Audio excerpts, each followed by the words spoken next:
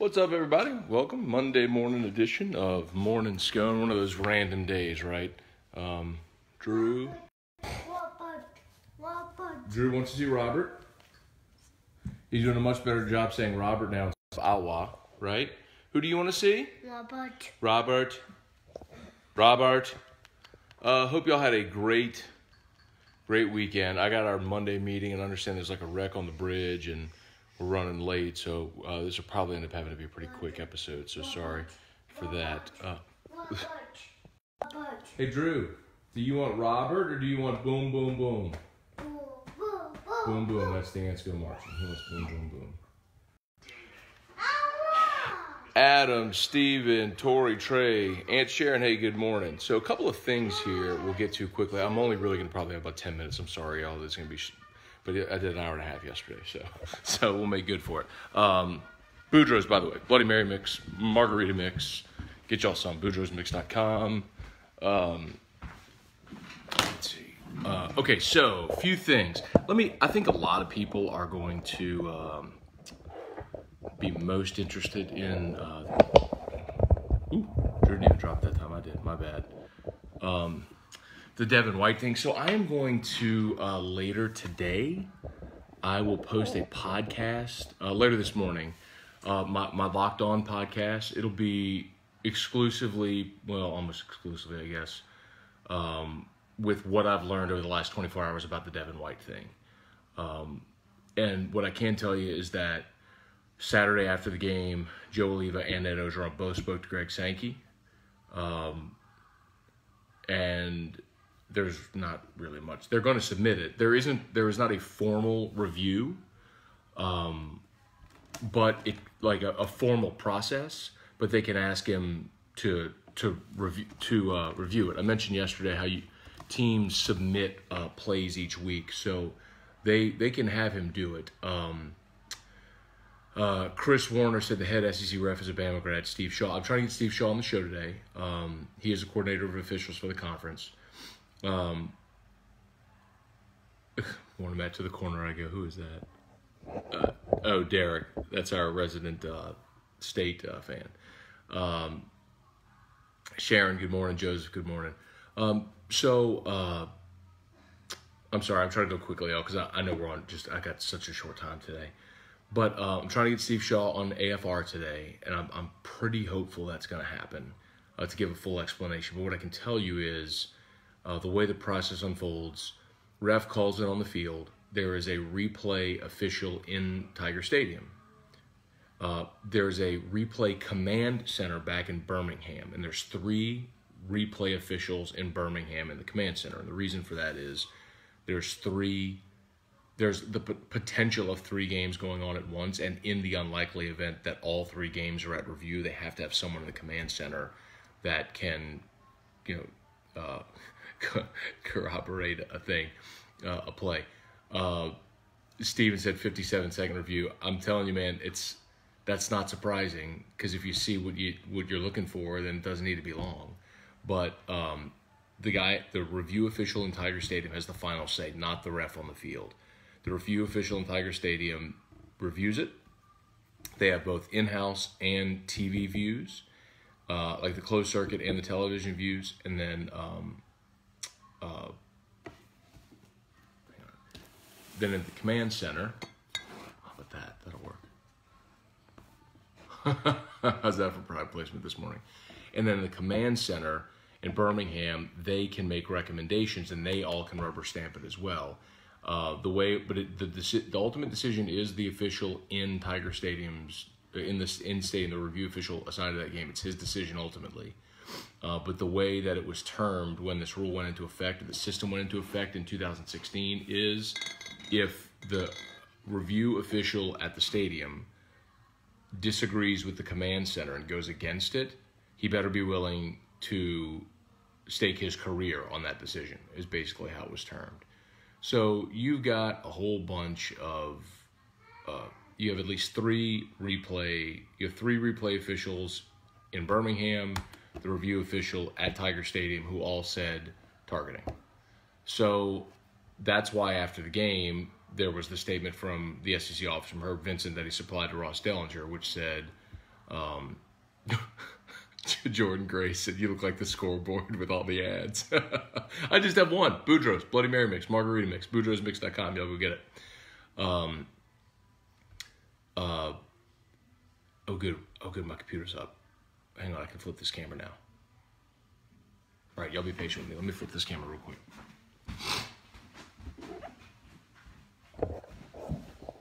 Hey. Sup, y'all?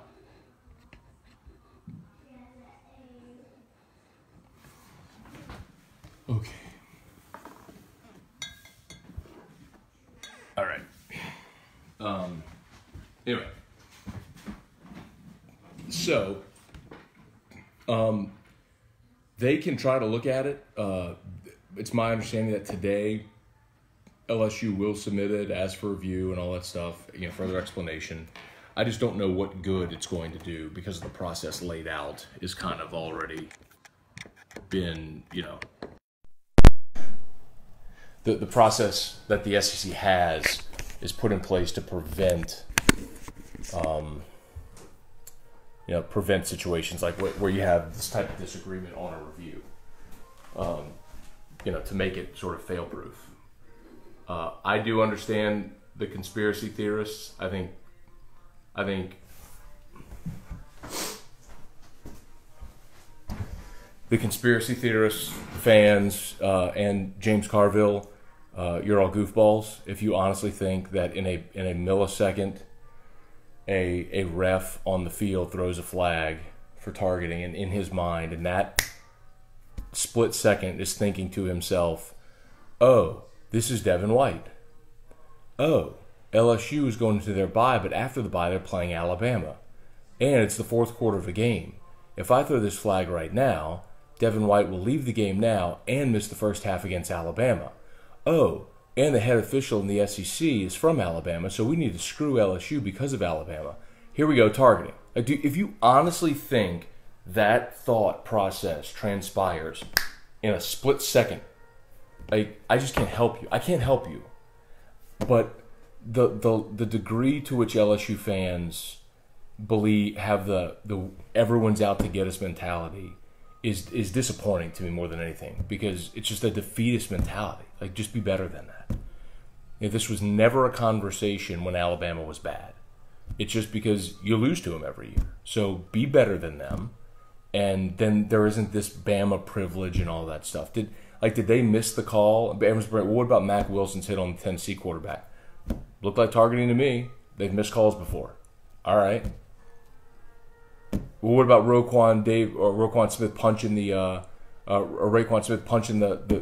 Missouri player? Yeah, terrible. Tell me one time ever when the SEC office has disciplined a player for something like that. Please. Tell me. Anyway, so I'll try to get more explanation. Today. We'll try to get Steve Shaw on the show. Like I mentioned, we were going to be short today. I only have like 2 more minutes, so I got to get Drew ready and we got to get downtown. But look for the Locked On podcast. I'll go into much more detail. Also, Saints, man, what a win for the Saints yesterday, man. Down 10 in the fourth quarter to rally to get the win. I know you needed an improbable situation with Justin Tucker, but man, I tweeted this after the game. All right, football gods, now we're even for the River City Relay. If you remember that play, I think it was 2003. Saints are in Jacksonville. They score on the 15 lateral play in the River City Relay, and then John Carney misses the PAT and they lose. So I feel like we're even now for that. Anyway, but man, for the Saints to be where they are right now, 5-1, won 5 straight.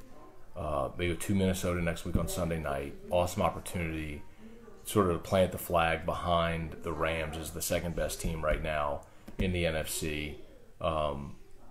I'm super optimistic right now about this team. Disappointing to watch them give up the lead, or almost give up the lead late, because Tucker missed the field goal or the extra point.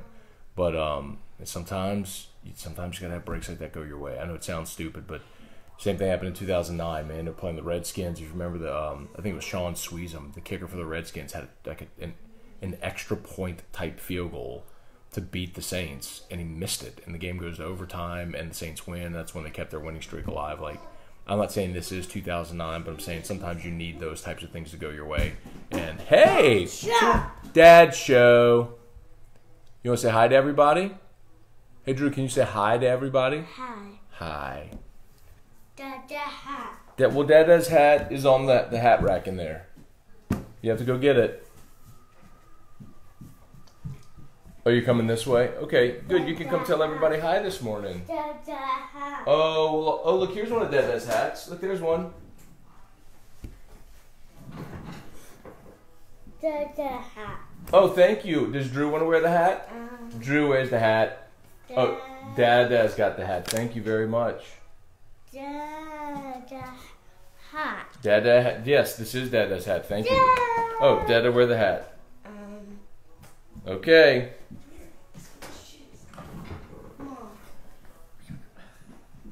He's gonna put a filter on the screen. It's amazing. Did you do it? Or did he flip the camera on himself? Yep.